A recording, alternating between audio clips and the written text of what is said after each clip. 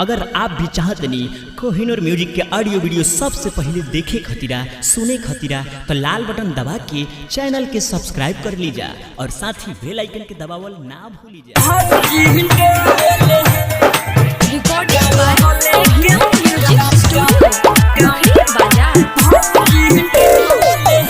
सावन सुहावन लागिला बरनी के पावन लागिला चहलत डहगरिया सबे तो बारा मोहन मोहन भावन लागिला लागे सब होले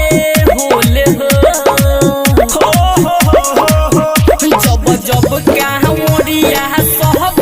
बम बम बोले कांवरले के भौजी डोले जब जब कांवरिया सब बम बम बोले कांवरले के भौजी डोले भौजी डोले कांवरले के कांवरले के भौजी डोले गेरुआ का परवा पेनी चलता हरिया के रामा माथवा पवन होले बारी पियरे पगोरिया रामा पियरे पगोरिया रामा गेरुआ का परवा पेनी चलता हरिया के रामा माथवा पवन होले बारी पियरे पगोरिया रामा लागे सब होले होले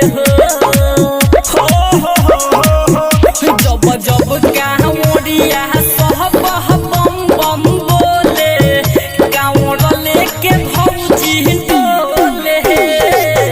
जब जब कांवरिया सब बम बम बोले कांवरले के भौजी डोले भौजी डोले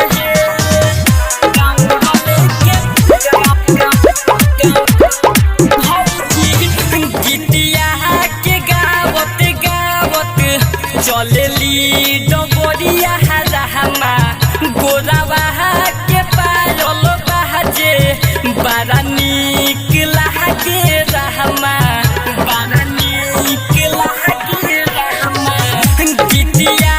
के गावत गावत चलेली डबरिया रहमा गोरावा के पायल बाजे बड़ा नीक लागे रहमा लागे सब होले होले संदीप अनिल चंदन बम बम बोले कांवरले के भौजी डोले जब जब कांवरिया सब बम बम बोले कांवरले के भौजी डोले। Recording by Kohinoor music studio